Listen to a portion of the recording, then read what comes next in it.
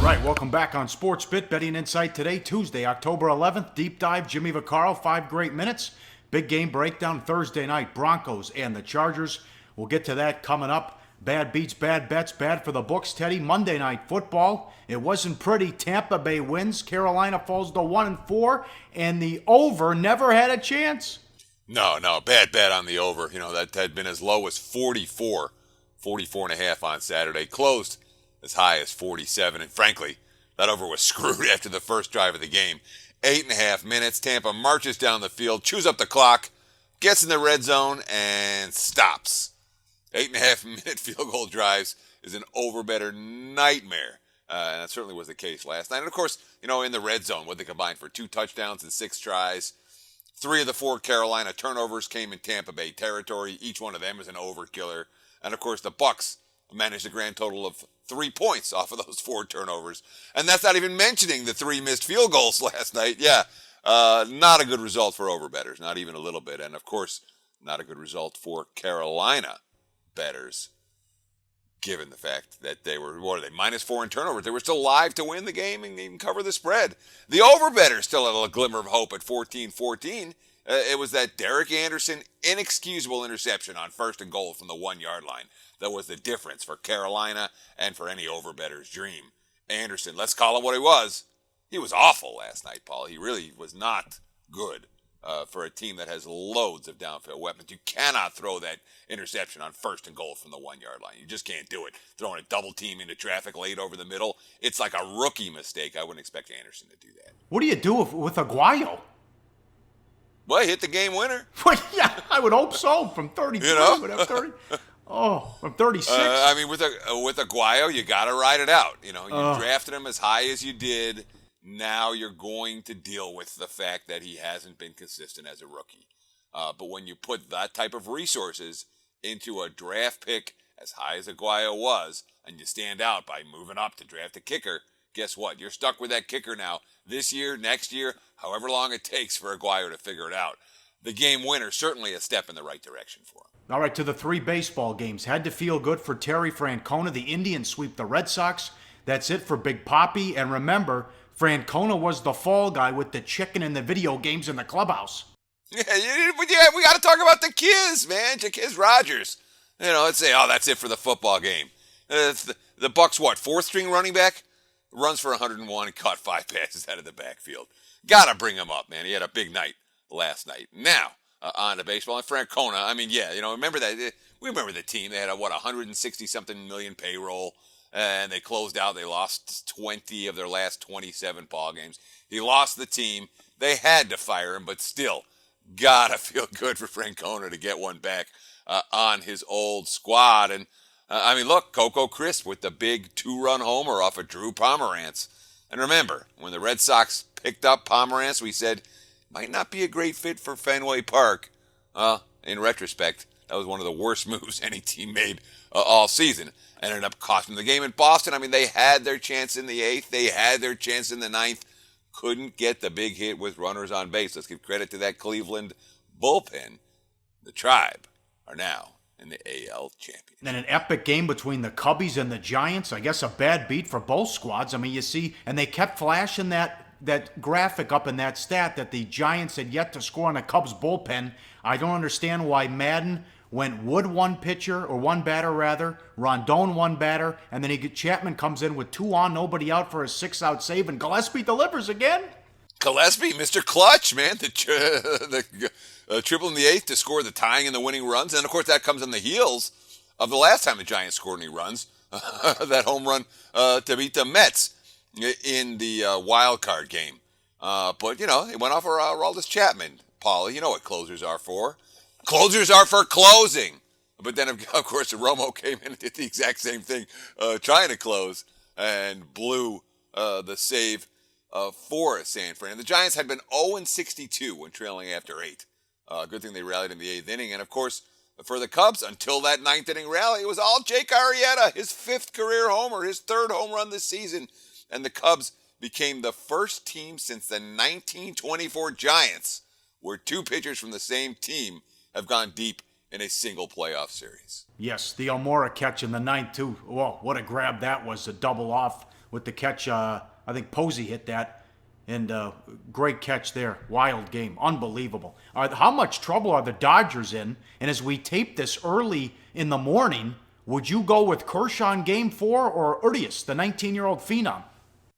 That's a tough question. I don't get paid enough to answer that question. Okay. To be honest. Because the whole thing is that you want to go with Kershaw in the game that you have to have. But I'd rather go with Urias at home than to have to put him in a Game 5 pressure situation on the highway. Tough call. I really don't know who I'd go with. All I know is that Jason Worth was the guy yesterday. 3 or 4, 2 home runs. Double and a home run. And, of course, it's a situation for both of these managers. I mean, you ask about the question, who does Dave Roberts go with? I guess for the Nats, it's not as big a deal. They got Scherzer for Game 5. The question is Joe Ross or Ronaldo Lopez in this ball game. But it's an interesting question. I mean, the decision's not as big for Baker as it is for Roberts. And Roberts made a move last night that backfired. He tried to keep the game close. He wanted to get Kenley Jansen some work, and then Jansen threw 16 pitches and gave up 4 runs, and so much for the close game. So Roberts not pushing the right buttons, and this is a Dodger team that both you and I were high on going into the postseason, Paulie. I mean, you asked me which one I start. I probably go with Urias in Game 4, pitching in front of the home crowd. I probably do, and then save Kershaw for the matchup with Scherzer, should you get there in Game 5. That's just me. But I don't get paid the big bucks to make those decisions. Not over yet, but they blew that series Sunday. They had a 2-0 lead. They left the bases loaded many times. Hill hung a breaking ball. That's a game they should have won to go up 2-0 in that series. Up next, big game breakdown. Thursday night football. The Broncos and the Chargers. An early look at that one we'll explain coming up. And Jimmy Vaccaro in the deep dive coming up on SportsBit. Betting Insight today on SBRPicks.com. Go to SBROdds.com. Browse, compare, and shop live odds available at top online sportsbooks. All right, back on SportsBit.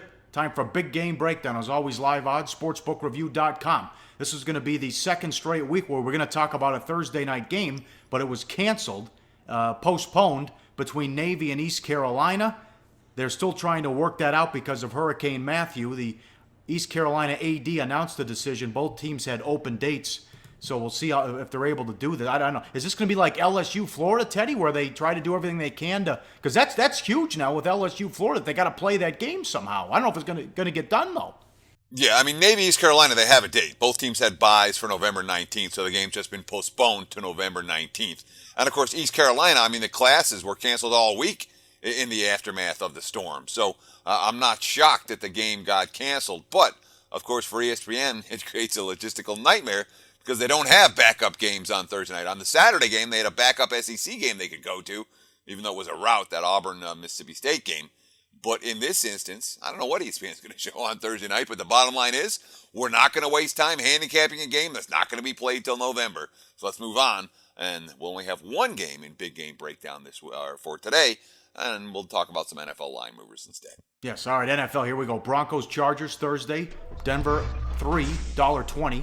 45.5 the total. Broncos face a short week without Kubiak, taken to the hospital after Sunday's loss. Will be given the full week off. How much does that hurt prep, especially with the young QBs, although Simeon's supposed to be back? Yeah, it doesn't help for Denver. And certainly if you watch Paxton Lynch play on Sunday, he was lost. I mean, he wasn't ready. And that was with Kubiak giving him all week. It looked like a very different quarterback than the quarterback that had come in relief the previous week when the adrenaline was flowing and his team was playing with a lead. But for Kubiak, I mean, it's a, quote, complex migraine condition. And this is a guy, remember, he suffered a stroke at halftime of a game against the Colts back in, or a mini stroke. Spent a couple nights in the hospital in 2013. So it's the second time in the last 4 years that he's left a stadium in an ambulance. That's not necessarily a good sign moving forward. The specials teams coordinator, Joe Camillus, is the acting head coach for Denver in this ballgame. But, yeah, they got Camillus. They also have a guy named Wade Phillips, who's been around the league for a long, long time, and who will likely be very involved in most of the decisions for the Broncos this week, even though he's not going to be the guy who is the quote-unquote official acting head coach. But, I mean, the key for Denver is just Simeon back at quarterback. Paxton Lynch, he sacked 6 times versus Atlanta. He was a deer in the headlights throughout. There is a significant power rating differential between Denver with Simeon behind center and Denver with their backup rookie quarterback who isn't ready behind center, particularly on a short week heading on the road. Very good article on the Chargers in the Wall Street Journal. They ran the numbers. It's like 30 million to 1 that the Chargers have lost all these games with the late leads. And now is it a good thing that they go right back out there after another tough loss against the Raiders? Well, I mean, look, they gained 8.3 yards per play against Oakland. That was the best in the NFL last week. All right. They won the margin, a net of plus 2.6 yards per play against Oakland. That was also the best in the NFL last week, and they lost the game. For the year, they're getting 6.1 yards per play, number 4 in the NFL, and they've won 1 game so far. What's going on? They're obviously finding ways to lose. This past week, the snap is fine, the hold is not fine, the game-winning field goal attempt never even gets to get kicked. And boom, ball game over. Mike McCoy, quote, "Just when you think you've seen it all, something like that happens." Phillip Rivers, quote, "If I didn't have my faith or my family, I don't know how people do it. I would literally be a lunatic. I know I get crazy some, but I would be out of my mind because I was having these thoughts of coming in here and screaming and hollering and say things that I don't say." 30 million to 1. Hey, sometimes you see the analytics guys come in and deliver nonsense like 30 million to 1 the Chargers lost all 4 games. Any better in the world would take 30 million to 1 that the Chargers could lose all 4 of those games, because that's the nature of the NFL. And once you lose one and then you lose the second one, they can really start feeding on each other. That's what's happening with San Diego right now, a team that's finding ways to lose and expecting to lose as opposed to expecting to win. That's not, you say, is it better to play on Thursday night? I mean, maybe it is, and you don't sit around and think about it all week. But on the other hand, when you're finding ways to lose, Denver's a team that can continue to give you ways to lose.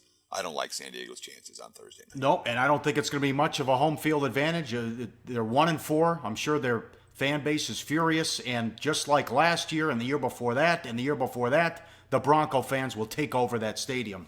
That's something to watch too, coming up on Thursday. Market report, market moves, money coming in on the Patriots against the Bengals. They were great against Cleveland. I know it was Cleveland, but the Bengals looked awful against the Cowboys. Yeah, and of course, you kind of get the sense that the markets are about to get white hot on New England, and that, dual tight end combination, Bennett and Gronk last week, were pretty dominant. And when we remember what the Patriots offense looked like with Hernandez and Gronk and the 2 unstoppable tight ends, you can anticipate the Patriots being a very popular bet. They were already taking money. They may well take more. Denver's already taking money. Minus 2.5 at the open. Now it's -3 with extra juice. It's pure injury news. That came on the news that Simeon was likely to play and not Paxton Lynch. More money for the Eagles again this week. Yeah, no surprise. I'm not even surprised a little bit, and a lot of money for the Eagles. Remember how much money we were talking about from Philly last week, where they opened up as underdogs. They closed 3.5-point favorites. Look at the early line move this week. Eagles open 1.5 point dogs at Washington. Now they're -2. So again, we've seen a flip of favorites. They took the heavy money last week, and they outplayed Detroit, certainly in the second half of that ball game.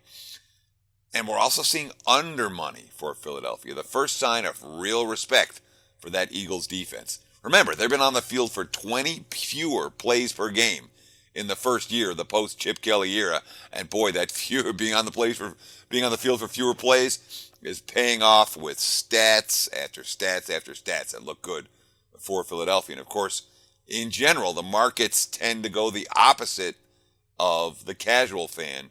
You have Philly off a loss. You have the Redskins off a win.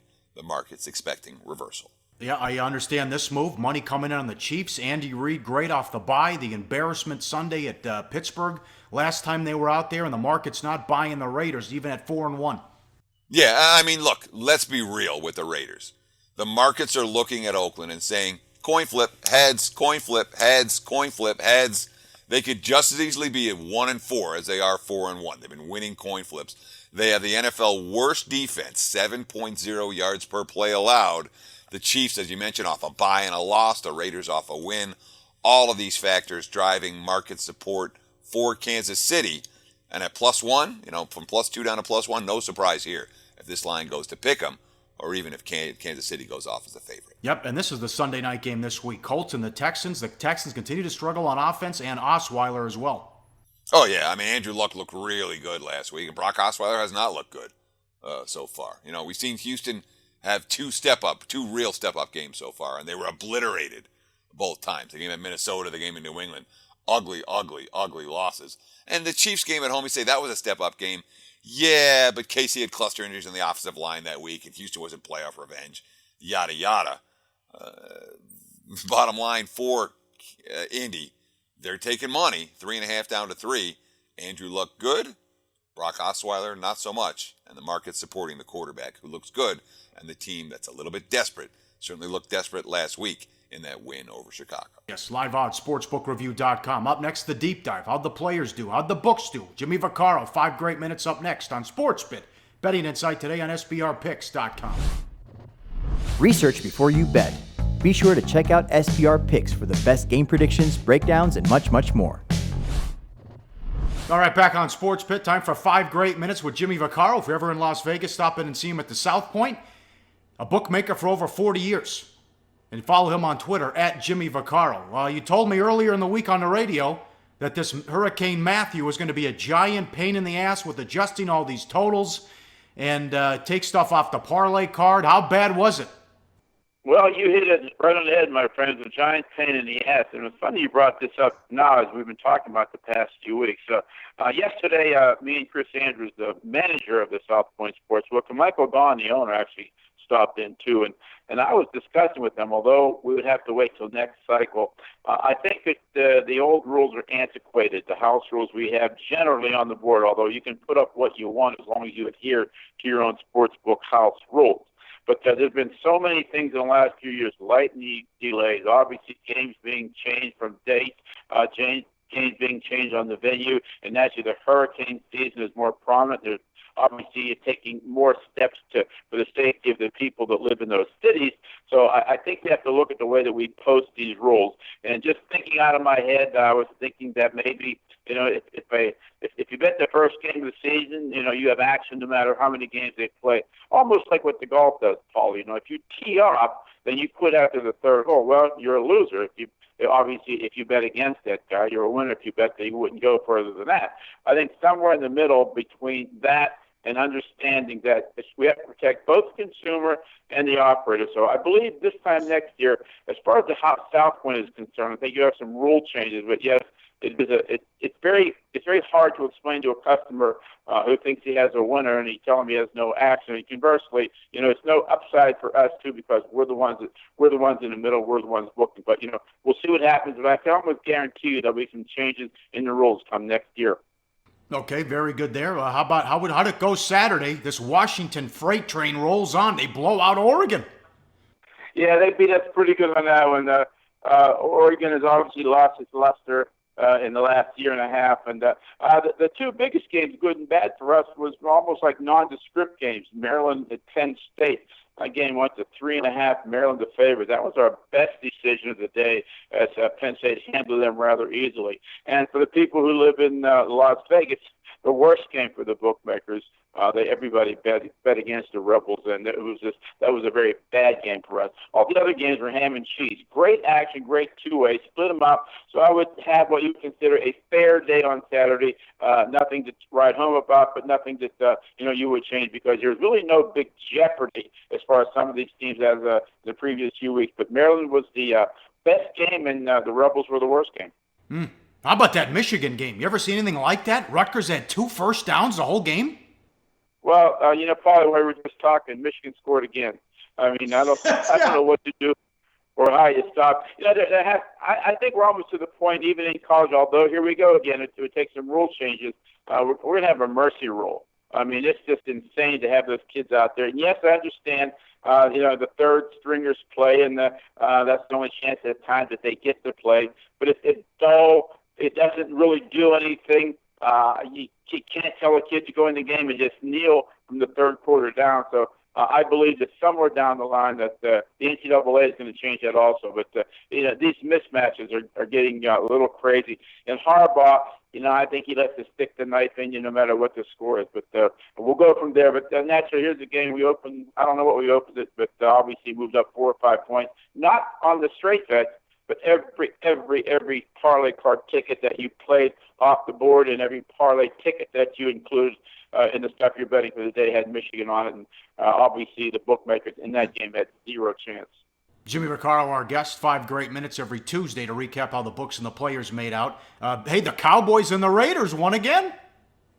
Well, what can you say? I mean, obviously the conversation is going to be heated and heavy with this kid for the quarterback for the Cowboys. And obviously we're getting to the point where, does Romo say I'm ready to play or not? And I don't know if they can play him.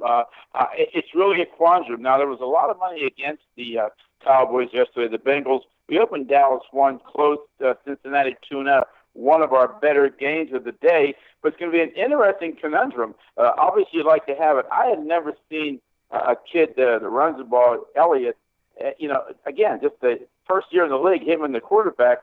Yes, we know it's a long way to go before you get to that hallowed Hall of Fame, but these two kids stay healthy. It completely changes the outlook. And what it also does, too, Dallas always needs something for America's team to get back on top. In other words, every week that they keep winning, even though yesterday the smarts were all over the Bengals, we do a lot of enough tickets on Dallas every week.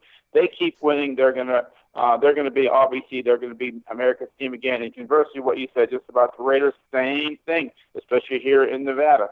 Even though the game closed on a bad number for us, I mean, there was that Raider chant. When they were kneeling down for the win there. So 2 teams on the up and coming, 2 teams that Dallas didn't have much to say at the beginning of the year with win totals and so forth, but the Raiders surely did, betting over, and actually a lot of people betting them to win division, conference, and the Super Bowl. See what happens. Yeah, I know the Bills, Tennessee, and Pittsburgh weren't good for you. How about a couple silent assassins? Silent assassin, even though it wasn't that silent, it was the thing that saved the day for us at the South Point was the Eagle game. I mean, it was just a monstrous attack on the Philadelphia Eagles. We opened the game, Philadelphia, 2.5-point road favorite against supposedly the hapless Lions, and it looked like for a while, if you had Detroit, you were in real good shape, and then you turn around, and then you were fighting for your life at the end there. That was actually the best game that we've had for the entire season. Now, to obviously take some of the luster off, it was 2 teams, again, just with parlay card action. That was simply the Steelers. And even though the Smarts had the Browns plus 11 and 10.5 and 10, that was our second biggest loser of the day with the Steelers. So the silent assassin, even though it wasn't too silent, was the Philadelphia Eagles. That simply saved the game. And naturally, anytime you get to an isolated game where everything is funneled into, meaning the 5:30 game with the Giants and the Packers, the game close 7 is absolutely a pain in the butt because you're either getting sidled, middled, or both, but you're still paying both sides of a parlay if they had it connected to the under there. Little savior because the game didn't go over, but when there's isolated games, and it's 2 marquee teams, especially the Packers, a lot of play on it. We didn't do well to the game. We could have done a lot worse. We only went to 6.5 for a smidgen, so we went back to 7, but we ate it there pretty good. But like I said, and the people out there, they always say, geez, how can these bookmakers be so smart, ending the game right there on the number they started with? You like to tell them in a nice way, that's the worst thing we want. Nothing good happens when you write big money on a game and the number falls on the number that you have out there. The only thing that can happen is like you might need to storm there to cut some of the loss. But that was a bad ending for us in the day. Yep, and some places call them a pleaser, reverse teaser. Some guy had a nice score at your joint on a reverse teaser. Yeah, listen, I give people credit. You put your money up and you take your shot. And obviously, reverse teaser is really, really hard to win. We call it a super teaser. We're adding the points the other way. In other words, if a game is 6, you're going to lay 12. If a game is 7, you're only going to get 1 for that game. Well, we had a customer, a 5-teamer, paid 250 to 1, and it's a super teaser. His last game, he had the Buffalo Bills minus the 4.5, and when he got there late, obviously we paid off dearly there. $200 ticket, and he collected $50,000. So I probably, when I go into work today, I'll probably still see him dancing around. But it's a new way of betting. People love it. Yes, make this clear, it's very hard to win. But when you do win and you make a score, to some degree it's life-changing. But, we paid him off, and we'll see what happens from here. All right, very good as always. We'll talk to you next week. Thank you, sir.